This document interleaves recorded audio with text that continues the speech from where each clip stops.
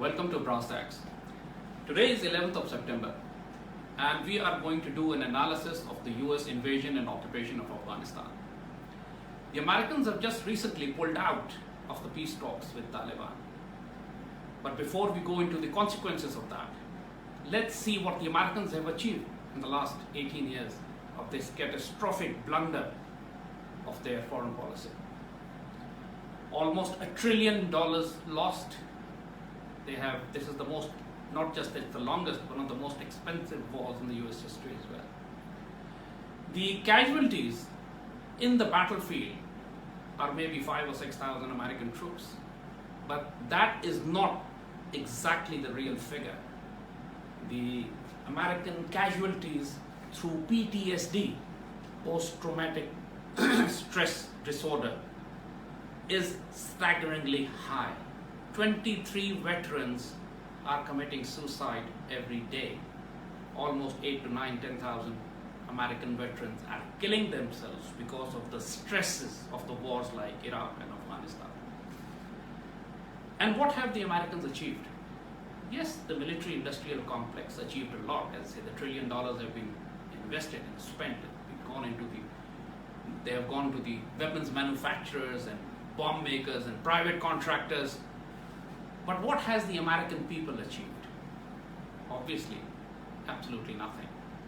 Hundreds of thousands of their young men, very fine young men, have been sacrificed by the military-industrial complex of the US empire. And there is no end to this war now. So where do the Americans go from here? Mr. Orangehead, when he pulled out of the peace talks, it was very flimsy excuse because he said the Taliban have attacked and killed an American soldier.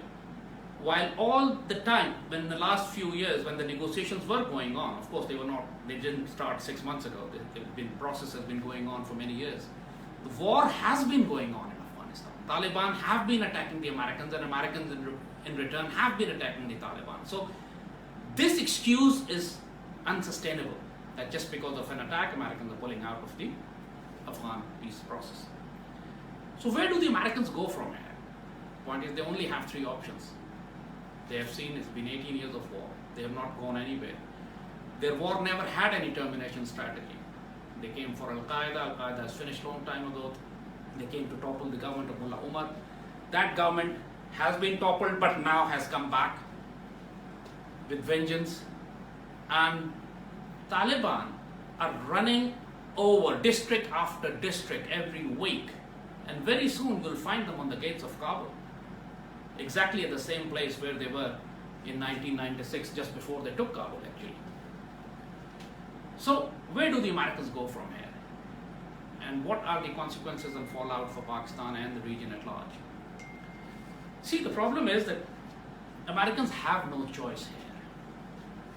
If they want a face-saving exit, they will have to come back and talk to Taliban. To try to form some kind of government in Kabul in which the allies of the Americans today who sit in the Kabul today and the opposition and the resistance, which is the Afghan Taliban, can sort of coexist. The second option which the Americans have is to invest more money, more men, more material, more war equipment into this war and prolong it for another decade. And the third option that the Americans have is to call in a third power to replace them in Afghanistan and do the dirty work, to clean up the dirty mess that the Americans have left. And for that, they are negotiating with India right now. And India has been asked, but Indians, of course, are not Pakistanis. They are very hard bargainers. They are shrewd negotiators. And what the Indians are demanding in return is something that the Americans may find very difficult to give. For example, infinite supply of free weaponry and ammunition, taking over of Pakistani Kashmir, cutting a passage through northern Pakistan to Afghanistan so that Indian logistics can go there. And if Indians bring in something like 2 to 3 divisions of their army into Afghanistan and are willing to die for the Americans, Americans can be sure that Indians are going to extract a very heavy price for this adventure. So How the future would unfold, we don't know yet.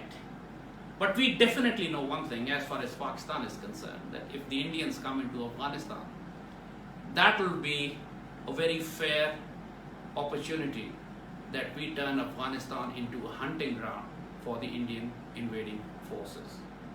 Americans, Pakistan was some kind of reluctant, obviously. Pakistan had not been waging a war against the Americans despite the accusations. Americans have not lost in Afghanistan because of Pakistan. Pakistan have been supplying the air bridge and the land routes to the NATO and Kabul regime and American forces. Almost 1 million containers of supplies and equipment have gone inside. Not a single container of weapon equipment and supplies have been given to Afghan Taliban by Pakistan. Afghan Taliban do not run any training areas or base camps in Pakistan. They don't have any refuge or safe areas here.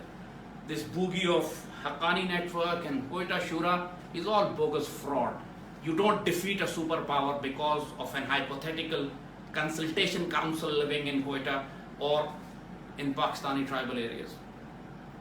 To wage a war, you need a logistics, supplies, manpower, base areas like we had against the Soviet Union in the 80s. Hundreds of thousands of trucks of weapon equipment and supplies were sent in from Pakistan into Afghanistan at that time to defeat the Soviets. No such thing is happening as far as Afghan Taliban are concerned. Yes, American logistics are still on. American air bridge is still there.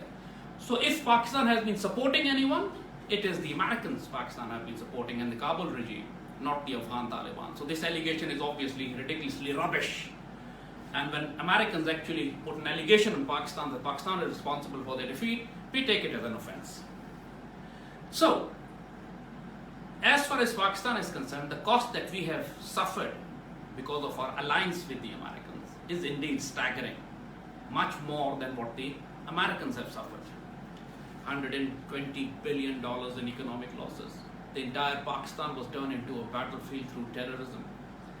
We have lost over 100,000 people, almost 10,000 soldiers and troops killed in action. And this is the cost that we paid for our alliance with the Americans. And this is something that Pakistan has to very seriously consider now. That are we going to allow the Americans to continue with the turmoil and chaos in Afghanistan so that the terrorist groups created by the CIA and Indian RAW continue to exist and flourish in Afghanistan to wage a permanent war of terror against Pakistan? Should we allow that? Or should Pakistan seriously get involved into Afghanistan? So far our reaction, so far we are passive. So far the Pakistan has recognized the Kabul regime, Pakistan is cooperating with the Americans. We are not recognizing Afghan Taliban as a legitimate party, even though the Russians, Chinese, Qataris, Turkish, Americans, every country is accepting and talking to them and accepting them as a legitimate party in a war in Afghanistan, except Pakistan. So, what should Pakistan do now? Especially now when the Americans have pulled out of the peace talks. Where should we hedge our bets? And the only option that Pakistan has now is to get fully involved in Afghanistan. Warn the Americans that if the Indians are brought into Afghanistan, Pakistan will go full bore against the Indian forces. Because if we may have some inhibitions against the Americans, we have no such limitations against the Indians. And if Americans try to cut a deal with India, which goes against the interest of Pakistan, like giving India access to political, diplomatic, military support, or giving them diplomatic support to capture Pakistani Kashmir, then Pakistan would respond in ways most appropriate for our national interest, which I don't have to repeat, I don't have to say or go into their details, but the appropriate response would be visible when it comes. The fact is that Pakistan should now openly accept Afghan Taliban as a legitimate party in the war. Allow them to have an office in Islamabad, just like Kabul has an embassy in Islamabad. And Pakistan should very seriously get involved openly, not covertly, openly into deciding what is in the best interest of Pakistan. For the last 18 years, we have been taking the beating. We have only been responding or reacting to demands of the Americans or the changing situation on ground. We were never proactive. We never went into Afghanistan. to create a buffer zone to protect ourselves. In fact, instead we developed again a reactive policy of fencing the border, which of course is hurting the Afghan Taliban as well, and the refugees, and even the flora and fauna and the animals who live on both sides of the border. That is not a solution. Fencing is not a solution. As we say, when a dog falls into a well, you cannot clean the well unless you take the dog out first. Pulling out the buckets of water is never going to clean the well. What Pakistanis have been doing is they've been trying to pull out the buckets of water while the American dog is still in Afghanistan. And now the probably is going to be replaced by the Indian swines as well. So if that's the process, then of course, as I said, all bets are off and all wild cards will come into operation. We will not know how the environment and the geopolitical situation in the region is going to turn out, because all the countries, and especially Pakistan, is going to respond as we seem fit, without taking the permission or dictation from the Americans, and certainly not the Indians. See you next time. This is Brass Tacks.